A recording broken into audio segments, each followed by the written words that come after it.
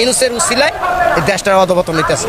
আরো অভাব পর্ব দুর্ভিক্ষ লেগে যে অবস্থা হয়েছে। প্রধান উপদেষ্টাকে বলতেছি, নোবেল পুরস্কার আর রাষ্ট্র পরিচালনা এক নয়। ছাত্রদেরকে বানাইছেন সমন্বয় করে রাষ্ট্র পরিচালক। সে রাষ্ট্রের কে বুঝে? সে কে বুঝে রাষ্ট্র? ছাত্ররা। আওয়ামী লীগের নেতৃত্বের অভাব নেই। আমি সজীব ওয়াজেদ জয় আছি, বঙ্গবন্ধুর নাতি। আমি আওয়ামী লীগের সাথে আছি। আওয়ামী লীগকে আমি ফের ক্ষমতায় আনবো। আমি যে জরিপ দিয়েছিলাম অনেকটা একই রকম জরিপ, যে কার প্রতি আপনারা ভরসা করেন বর্তমান এই জরিপে, সেখানে শেখ হাসিনার পক্ষে 73% মানুষ আস্থা রেখেছেন বা তাকে ভরসা করেন। হাসানাই ভালো ছিল, হাসানাই ভালো ছিল। দর্শক, এই মুহূর্তে শেখ হাসিনাকে ক্ষমতায় দেখতে চায় সাধারণ জনগণ। যে জরিপ করছে সেই জরিপে এগিয়ে আছেন শেখ হাসিনা। এমন অবস্থায় সাধারণ জনগণের কাছে প্রশ্ন তুলে দিলে শেখ হাসিনাকে তারা ক্ষমতায় চায় বলে মন্তব্য করছেন। ডক্টর ইউনূসকে হুমকি দিচ্ছেন তারা। শেখ হাসিনাকে আবারও ক্ষমতায় আনবে তারা। সাধারণ জনগণ ও রিক্সা চালকরা রেগে গেছেন ডক্টর ইউনূসের ওপর। তারা বলতেছে শেখ হাসিনাই ভালো ছিল, আমরা শেখ হাসিনাকে আবার চাই। তো বন্ধুরা, ভিডিও শুরুতে ভিডিও ফুটেজগুলো দেখে হয়তো আপনারা বুঝতেই পারছেন আজকের ভিডিওটা কতটা গুরুত্বপূর্ণ একটি ভিডিও। দয়া করে আজকের ভিডিওটি কেউ স্কিপ করবেন না। যদিও বর্তমান বাংলাদেশের রাজনীতির অবস্থা বিশাল ভয়াবহ, আপনারা ভিডিও স্কিপ করে দেখলে ভিডিওর কিছুই বুঝতে পারবেন না। যাই হোক বন্ধুরা, ভিডিওতে আজকে আর বেশি কথা বলে আপনাদের মূল্যবান সময়টি নষ্ট করব না। সরাসরি আজকে আমরা চলে যাব জনগণের কাছে এবং রিক্সাওয়ালাদের কাছে, তারা কি বলতেছে এই সরকার ডক্টর ইউনূসের সম্পর্কে। তো বন্ধুরা চলুন সেই ভিডিওটি দেখে আসার আগে আমরা ছোট্ট একটি ভিডিও দেখে আসবো সালাউদ্দিনের, তারপরে আমরা চলে যাব জনগণ ও রিক্সাওয়ালার কাছে।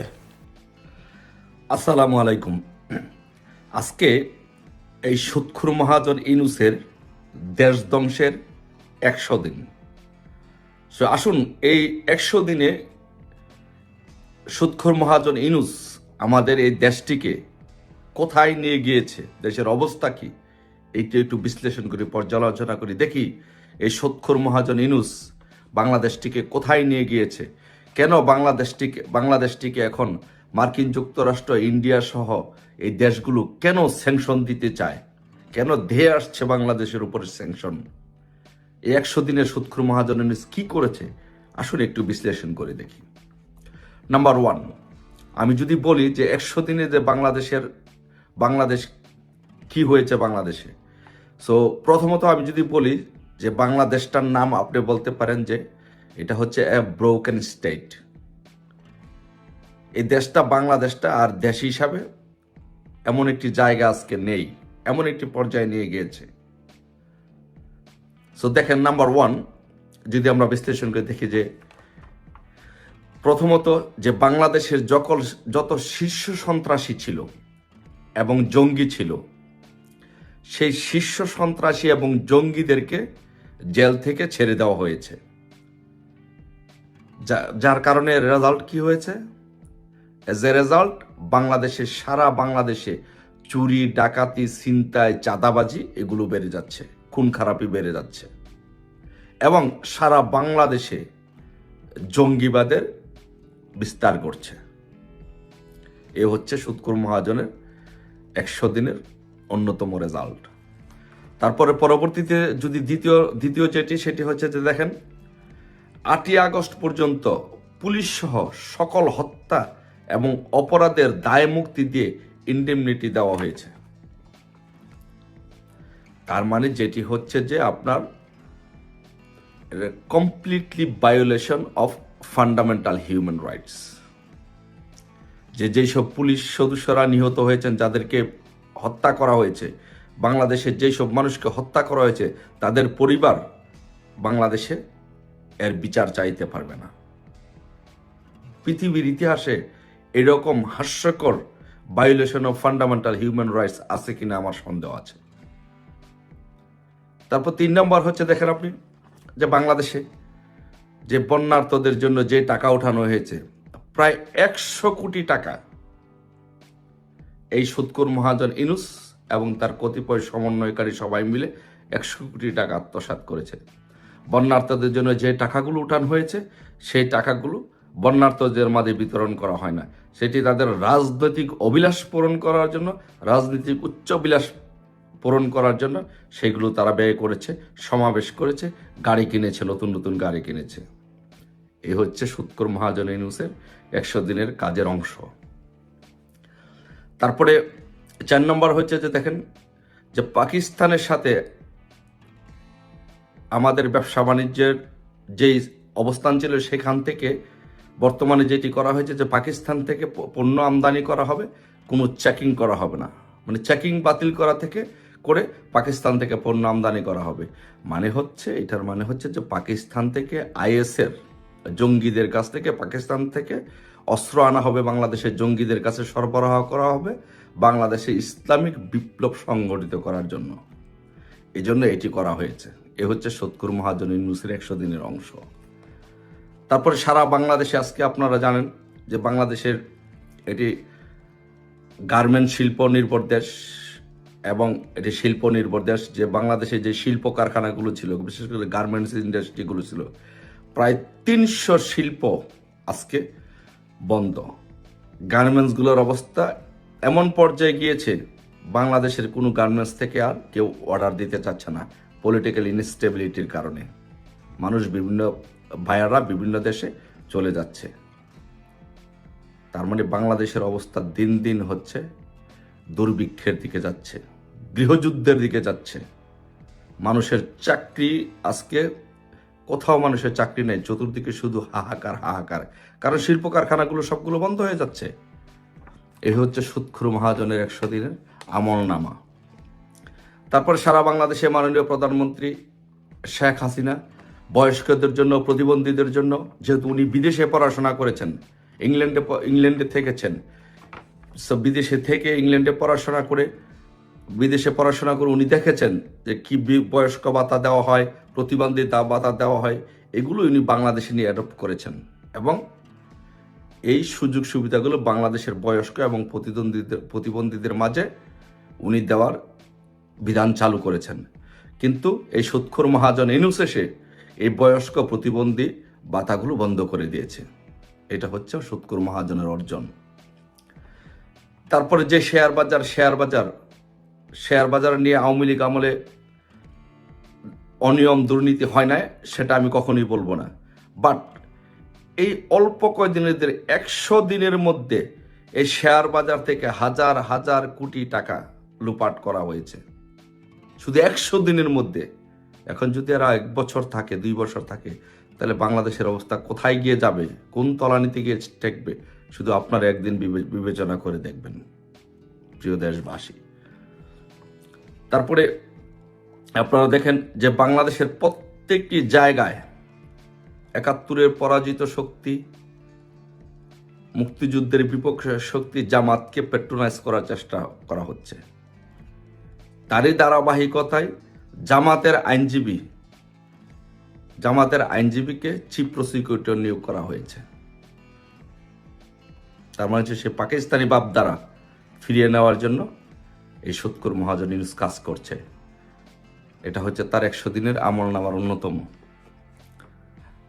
তারপরে দেখেন বাংলাদেশের ইতিহাসে বাংলাদেশের চাকরির জন্য মানুষ হাহাকার করে, চাকরি একটি সোনার হরিণ, মানুষের স্বপ্ন। সেই জায়গার মধ্যে 300 পুলিশ, প্রশিক্ষণ দেওয়া 300 পুলিশকে তাদের নিয়োগ বাতিল করা হয়েছে। তাদের তাদের পরিবারের রুটি রুজির জীবনে হাত দেওয়া হয়েছে। এ হচ্ছে সুৎখোর মহাজন ইউনূসের আমলনামা। তারপরে বাংলাদেশের ইতিহাসে আওয়ামী লীগ যখন ক্ষমতা ছিল, শেখ হাসিনা যখন ক্ষমতা ছিলেন, তখন প্রত্যেকটা সাংবাদিক, বিরোধী দলের সাংবাদিকরাও ইচ্ছে মতো এই শেখ হাসিনা সরকারের, আওয়ামী লীগ সরকারের সমালোচনা করেছে। আপনারা বলতে পারবেন যে কোন সাংবাদিকের অ্যাক্রিডিটেশন কার্ড বাতিল করা হয়েছে? করা হয়নি। কিন্তু এই সরকার এই সুৎখোর মহাজন ইউনূস সমস্ত রেকর্ড ভঙ্গ করে ফ্যাসিবাদের, স্বৈরশাসকের সমস্ত রেকর্ড ভঙ্গ করে, না পৃথিবীর মধ্যে যত ফ্যাসিস্ট আছে, পৃথিবীর মধ্যে যত স্বৈরশাসক আছে, সবচেয়ে বড় স্বৈরশাসকের ফ্যাসিস্টের উদাহরণ হচ্ছে সুৎখোর মহাজন ইউনূস। তিনি 300 জন সাংবাদিকের অ্যাক্রিডিটেশন কার্ড বাতিল করেছে, যেটা পৃথিবীর ইতিহাসে কোথাও আপনি দেখাইতে পারবেন না। সো এই পৃথিবীর মধ্যে সবচেয়ে বড় ফ্যাসিস্ট এবং সবচেয়ে বড় স্বৈরশাসক হচ্ছে এই সুদখোর মহাজন ইউনূস।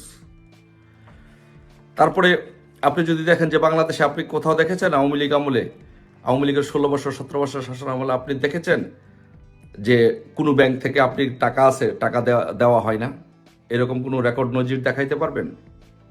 কিন্তু এই 100 দিনের মধ্যে সুদখোর মহাজন ইউনূস যেটি প্রতিষ্ঠিত করেছে বাংলাদেশে, ব্যাংকগুলোতে টাকা নেই, ব্যাংকগুলোতে টাকা দিতে পারছে না, সামান্য কয়টা টাকা ব্যাংকগুলো থেকে দিতে পারছে না, ব্যাংকে টাকা নেই। সেই টাকা কোথায় গেল? সেই টাকা সুদখোর মহাজন ইউনূসের যে অলিগার আছে তারা এগুলো বিদেশে পাচার করছে। সুদখোর মহাজন ইউনূস পৃথিবীতে সারা বিশ্বে সুদের ব্যবসা করার জন্য, সামাজিক ব্যবসা যে চালু করেছে সারা বিশ্বে, সেই সামাজিক ব্যবসা, সামাজিক সুদের ব্যবসা করার জন্য বাংলাদেশ থেকে হাজার হাজার কোটি টাকা পাচার করছে এই সুদখোর মহাজন ইউনূস। এই জন্য বাংলাদেশের ব্যাংকে কোথাও কোনো টাকা নেই। তারপরে আপনি যদি দেখেন যে 5 তারিখের পর থেকে বাংলাদেশে যতগুলো দিবস আছে সবগুলো দিবস বাতিল করা হয়েছে। তার মানে কি? তার মানে হচ্ছে এই সুদখোর মহাজন ইউনূস এদেশের মুক্তিযুদ্ধে বিশ্বাস করে না। বাংলাদেশে সর্বশেষ সেটি হচ্ছে যে বাংলাদেশে যে গার্মেন্টস শিল্পগুলো আছে, সে গার্মেন্টস শিল্পগুলো আজকে ধ্বংসের দ্বার প্রান্তে, বন্ধের পথে। মানুষ চাকরি হারাচ্ছে, বেতনের জন্য হাহাকার করছে, রাস্তায় নামছে, বেতন দিতে পারছে না মালিকগুলো, কারণ বায়ারগুলো আস্তে আস্তে বাংলাদেশ থেকে মুখ ফিরিয়ে নিচ্ছে, বাংলাদেশের গার্মেন্টস থেকে আর কোনো অর্ডার দিচ্ছে না। এর জন্য দায়ী কে? এর জন্য দায়ী হচ্ছে এই সুদখোর মহাজন ইউনূস। ব্যবসায়ীদেরকে হ্যারাসমেন্ট করছে, অ্যারেস্ট করছে, গ্রেপ্তার করতেছে। তারপরে কি সর্বশেষ হচ্ছে সেটি হচ্ছে যে বাংলাদেশে নজিরবিহীনভাবে সংখ্যালঘুদের উপর অত্যাচার, নির্যাতন করা হচ্ছে, তাদের বাড়িঘর ভাঙচুর করা হচ্ছে, হামলা করা হচ্ছে, আওয়ামী লীগের নেতাকর্মীদেরকে নির্বিচারে গ্রেপ্তার করা হচ্ছে, আওয়ামী লীগের নেতাকর্মীদের বাড়িঘরে হামলা করা হচ্ছে। এই সমস্ত বিষয়গুলো পর্যালোচনা করে, বিবেচনা করে যুক্তরাষ্ট্র, ইন্ডিয়া সহ এই দেশগুলো বিবেচনা করছে যে বাংলাদেশ হচ্ছে একটি ব্রোকেন স্টেট, যার জন্য বাংলাদেশের উপরে স্যাংশন দেওয়ার জন্য যুক্তরাষ্ট্রের রাজনীতিবিদরা এবং যুক্তরাষ্ট্রের যে বসবাসরত ইন্ডিয়ার হিন্দুরা আছে এবং বিভিন্ন রাজনৈতিক দলের নেতৃবৃন্দ আছেন, তারা আজকে সরকারকে বলছে বাংলাদেশে স্যাংশন দেওয়ার জন্য, এবং ইন্ডিয়াও বাংলাদেশকে স্যাংশন দিচ্ছে। তার মানে কি? বাংলাদেশে এই গ্লোবাল ভিলেজে বাংলাদেশ একগুঁড়ে হয়ে যাচ্ছে, দিয়ে আসছে বাংলাদেশে স্যাংশন। এই হচ্ছে সুদখোর মহাজন ইউনূসের 100 দিনের কর্মফল। সো 100 দিনে যদি বাংলাদেশের এই অবস্থা হয়, তাহলে সুদখোর মহাজন ইউনূস যদি কয়েক বছর এই দেশে থাকে, তাহলে এই দেশের অবস্থা হবে কি? একবার শুধু বিবেচনা করে দেখুন প্রিয় দেশবাসী। তো তাই আমরা যদি আমাদের এই দেশকে 71 সালে পাকিস্তানি হানাদার বাহিনীর কাছ থেকে আমরা এই দেশটাকে রক্ষা করেছি, এবার কি সুদখোর মহাজন হানাদার যে নাকি সামাজিক ব্যবসা করার জন্য, সামাজিক সুদের ব্যবসা করার জন্য বাংলাদেশ থেকে হাজার হাজার কোটি টাকা পাচার করছে, সেই টাকা পাচারকারী ইউনূসের হাত থেকে কি আমরা দেশটাকে রক্ষা করতে পারবো না? যদি 71 সালে যদি ইনশাল্লাহ রক্ষা করতে পারি, এইবারও ইনশাল্লাহ রক্ষা করতে পারবো। প্রিয় দেশবাসী, আসুন সবাই সম্মিলিতভাবে এই দেশটাকে যারা ভালোবাসি, এই দেশকে যারা সম্মান করি, শ্রদ্ধা করি, দেশের প্রতি যাদের ভালোবাসা আছে, আসুন সকলে ঐক্যবদ্ধভাবে একটি ঐক্যমত্যের ভিত্তিতে এই বাংলাদেশ থেকে সুদখোর মহাজন ইউনূসকে বিতাড়িত করে আবার বাংলাদেশটাকে আমরা রক্ষা করি, পুনর্বিন্যাস। ইউনূসের উসিলায় এই দেশটার অধপতন নিতেছে, আরো অভাব পড়বো, দুর্ভিক্ষ লেগে যে অবস্থা হয়েছে। রিস্কাওয়ালা, বেবিওয়ালা, সিএনজিওয়ালা, কোনো ড্রাইভার, কোনো জনগণ কইতে পারবো না যে ভালো শান্তিতে আছে। সরকারি কর্মচারীরা অশান্তিতে আছে, সরকারি কর্মচারী যারা। আর খালি পুলিশের দোষ। পুলিশ কি করছে? পুলিশের চেয়ে বেশিরভাগ তো ওই জনগণের উপরে অত্যাচার শুরু করছে, কিন্তু পুলিশের তো দোষ না। পুলিশের মাইরা জুলাই দিচ্ছে, এটার বিচার হয় না। আর ওই যে আবুল্লাহ বাবুল্লাহ মরছে, এটার বিচার চায়, আবুল্লাহ বাবুল্লাহ মরছে, ওই যে এমনি সিনা টান করে দিছে, হ্যাঁ গলি করো করছে না, ওই যে ছেলেটা মারা গেছে আর উচিত ছিলছে একবার দুইবার তিনবার সিনা টান করে করছে, এর তো অন্যায় করছে, কিন্তু এটা তো ঠিক না। আবার এই সরকার দরকার, হাসিনা সরকার আবার দরকার, আবার আসুক, জনগণ আবার চায়, শুধু আমি না সারা বাংলাদেশের লোক চায়, নিরহ যারা জনগণ তারাও চায়, শিক্ষিত লোকে চায় এই সরকার আবার। হাসিনা সরকারে শিক্ষিত লোক যারা আছে এরাও চায়, এবং কি সারা বাংলাদেশের লোক চায়। বয়স্ক ভাতা, বিধবা ভাতা, শিশু ভাতা, এই যে শুধু মেট্রোল না, সারা বাংলাদেশের চেহারা বদলাই দিয়েছে। বিদ্যুৎ গেলে 6 ঘন্টায় আইতো না, খবর নাই, আর সেই বিদ্যুৎ কত সুন্দরভাবে চলতেছে। গ্রাম দেশের রাস্তাঘাট সারা বাংলাদেশ চেহারা বদলাই লাইছে।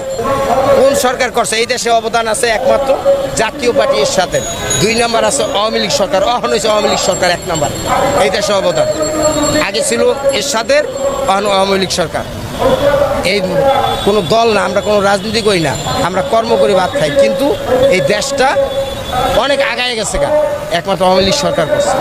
ওটি বাটপার চিটার বাঙালি চিটার, যে কিছু কইছে এই কথা, সে কোনো দলমত বাঁচে নাই, যে নিরহ গরিব তাকি দেওয়া হয়েছে। এই যে গ্রাম দেশে ঘর দিছে না, ঘর জীবনে কোনোদিন পাইতো ওই বাঙালি, জীবনে পাইতো না, ওই আজীবন রাস্তায় ঘুরতো, কিন্তু ঘর দিচ্ছে, স্থান দিচ্ছে। এটা তো এই হাসিনা সরকারের অবদান। যে মানুষ মারা গেছে, এটা কিছু রটে কিছু বটে, ওই যে কিছু সত্য আছে কিছু মিথ্যা আছে। আবার একটা সরকার বাঁচতে হইলে কিছু কম বেশি হয়। অ্যাক্সিডেন্টে যে 40 জন মারা গেছে, সেই সংখ্যা কারে ধরে? অ্যাক্সিডেন্টে ওদিনকে বাসে 40 জন মরছে, 10 জন মারা গেছে। পরিস্থিতি হয়ে গেছে, দেখা ইচ্ছা করে কেউ মারে। আমার যদি গুলি করে কেউ, পুলিশ কি আমার শত্রু, আমার দুশ্মন? পুলিশ কি আমার দুশ্মন? ওইবারে কেন? হয়তো আমি একবার 2বার তেরামি করছি, 3বার তেরামি করছি, সে বাঁচার জন্য অবশ্যই এটা করছে। খালি পুলিশের দোষ দিলে হইব না, যে পুলিশের দোষ না, এটা হ্যারও দোষ আছে, আমার দোষ আছে। আমি কেন রাস্তায় এরকম উচ্ছৃঙ্খলা করবো? এই জন্য উচ্ছৃঙ্খলা করতে গেছে দিকে মারছে। এই জিনিসটা তো সমাধান হয়ে গেছিল গা, ছাত্ররা দাবি দফা মাইনে নিয়েছে, দাবি তো মানছিল না ভাই। প্রধান উপদেষ্টাকে বলতেছি, নোবেল পুরস্কার আর রাষ্ট্র পরিচালনা এক নয়। উচ্চশিক্ষিত হলে যে আপনি রাষ্ট্র পরিচালনা করবেন তা নয়। ছাত্ররা চাইছে কি? চাকরি। সেখানে ছাত্রদেরকে বানাইছেন সমন্বয় করে রাষ্ট্র পরিচালক। সে রাষ্ট্রের কে বুঝে? সে কে বুঝে রাষ্ট্র? ছাত্ররা তাদেরকে সমন্বয়ক বানিয়ে দিয়েছেন, রাষ্ট্র পরিচালনা করতে দিয়েছেন। বাবা, ওই আমি আব্দুল কাদেরকে বলছিলাম, ঢাকা বিশ্ববিদ্যালয়ের পলিটিক্যাল সায়েন্স, রাষ্ট্রবিজ্ঞান আর রাষ্ট্র পরিচালনা করতে আসলে দেখা যায় যে ওই বিজ্ঞান কোনো কাজে আসে না। ওই তুই মধুর ক্যান্টিনের লন্ডা আড্ডা দাও গই। সে আব্দুল কাদের কোথায় তুমি আব্দুল কাদের? সেদিন যদি আমাদের কথা মানতা, আজকে 18 কোটি মানুষ আজকে এই বাংলাদেশে থাকতা। এখন চোরের মতো রয়েছে কেন? ওই চোরের, যেসব চোরের পক্ষ আপনি নেবেন না, চোরের জন্য আপনি চোর বাঁচানোর জন্য ক্ষমতা আর আসবেন না। আমরা যেটা বলছি এটা সঠিক।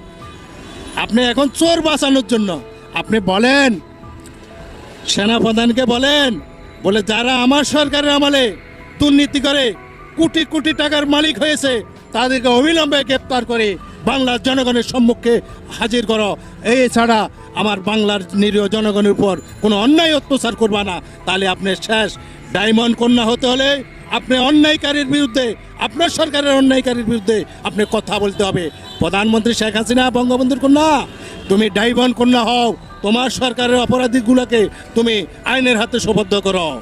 তারা এখানে সম্মিলিত হয়েছে, যারা কিছু চোর আছে তারা সম্মিলিত হয়েছে, কিন্তু নিরীহ আওয়ামী লীগদের উপর, যারা আওয়ামী লীগ করছে কোনো অপরাধ করে নাই, কিন্তু তাদের উপর কেউ অত্যাচার করবেন না। পারলে আপনি ওই ইউনিয়ন, নুকামারকারী ইউনিয়ন ধরেন, পৌর মেয়র ধরেন, উপজেলা চেয়ারম্যান ধরেন। আমরা জানি ওরা এখনো বিভিন্ন এলাকায় ওই বিএনপির লোকদের কাছে আছেন, ওই জামাতে হেফাজতের লোকদের কাছে আশ্রয় আছেন, তাদেরকে পুলিশে সোপর্দ করেন। আমরা বেগ দেখেছি, আমরা দেখি নাই, আমরা জানি নাই। ওই 18 সালে তোমরা কোথায় ছিলা? আজকে 18 সালে তো তোমাদেরকে আসামি করে নাই, সে আমাকে আসামি করছে পেন্ডিং মামলা শাহবাগের, সে হাবিবুন নবী সোহেলের সাথে, রিজভী আহমদের সাথে, সেই গয়েশ্বর বাবুর সাথে। সেদিন তোমরা কোথায় ছিলা? সেদিন শেখ হাসিনার বিরুদ্ধে, শেখ হাসিনার মন্ত্রী পরিষদের অন্যায়ের বিরুদ্ধে সেদিন তোমাদেরকে দেখা যায় নাই। আজকে আসছ আওয়ামী লীগ ধরো কই অনেকে লুট্টরাজ করতেছ, সেদিন কোথায় ছিলা? এগুলা করবা না। যারা এগুলা করতেছ তাদেরকেও চিনা হয়ে গেছে। আওয়ামী লীগের নেতৃত্বের অভাব নেই। আমি সজীবদের জয় আছি, বঙ্গবন্ধুর নাতি। আমি আওয়ামী লীগের সাথে আছি। আওয়ামী লীগকে আমি ফের ক্ষমতায় আনবো। আজকে হোক, কালকে হোক, 4 বছর পর হোক, 5 বছর হোক, পরে হোক, আওয়ামী লীগ ফেরত ক্ষমতায় আসবেই আসবে। কারণ আওয়ামী লীগ হচ্ছে বাংলাদেশের সবচেয়ে বড় রাজনৈতিক দল। কেউ আমাদের ঠেকায় রাখতে পারবে না। আমাদের উপর আক্রমণ হয়েছে, ভয় পাওয়ার কিছু নাই। 71-এ আওয়ামী লীগ লড়াই করেছে। 71-এ আমরা শেষমেশ হাতিয়ার তুলে বাংলাদেশকে স্বাধীন করেছি। 75-এ চেষ্টা করা হয়েছে আওয়ামী লীগকে শেষ করে দেওয়ার। আওয়ামী লীগের বড় বড় নেতাদের, সম্পূর্ণ নেতাদের হত্যা করা হয়েছে। তারপরেও আওয়ামী লীগ টিকে আছে। আজকে আওয়ামী লীগ তার চেয়ে অনেক শক্তিশালী পজিশনে আছে। আমাদেরকে কেউ দাবায় রাখতে পারবে না। আওয়ামী লীগের নেতৃত্বের অভাব নেই। আমি যে জরিপ দিয়েছিলাম অনেকটা একই রকম জরিপ, যে কার প্রতি আপনারা ভরসা করেন। বর্তমানে বাংলাদেশের রাজনীতির ইতিহাসে, রাজনৈতিক প্রেক্ষাপটে যে 4 জন মানুষ গুরুত্বপূর্ণ, জনাব তারেক রহমান, শেখ হাসিনা, ডক্টর শফিকুর রহমান এবং অন্তর্বর্তীকালীন প্রধান উপদেষ্টা ডক্টর মোহাম্মদ ইউনূস সাহেব, এই 4 জনকে আমি রেখেছিলাম এই জরিপে। সেখানে শেখ হাসিনার পক্ষে 73% মানুষ। ধন্যবাদ প্রিয় দর্শকবিন্দু, আমাদের ফুল ভিডিওটি দেখার জন্য আপনাকে জানাই অসংখ্য অসংখ্য ধন্যবাদ।